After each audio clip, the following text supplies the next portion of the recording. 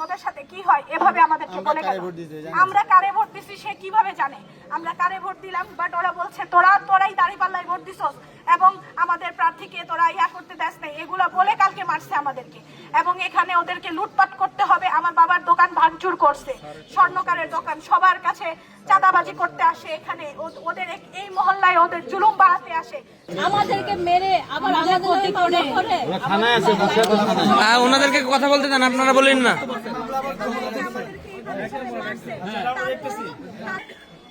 সন্ত্রাসীর কোনো রাজনৈতিক পরিচয় নাই, সন্ত্রাসীর কোনো রাজনৈতিক পরিচয় নাই। তারা রাজনৈতিক পরিচয় কখনো কখনো ব্যবহার করে।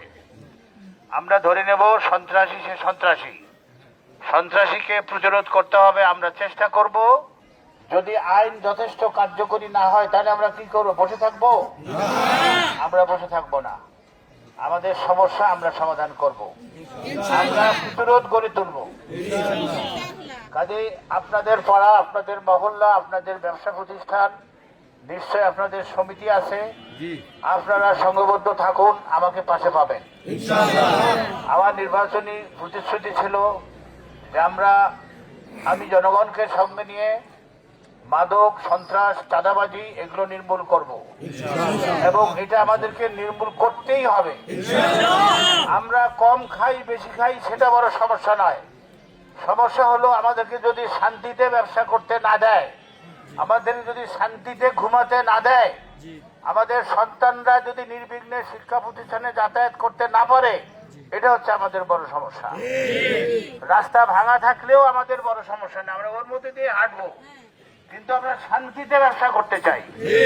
আমরা শান্তিতে পরিবার পরিজন নিয়ে বসবাস করতে চাই।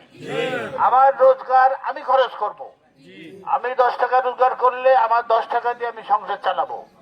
যিনি 100 টাকা রোজগার করবেন তিনি 100 টাকা দিয়ে সংসার চালাবেন। আমার রোজগারের মধ্যে যেন কেউ হাত দিতে না পারে, এটাই তো আমরা চাই।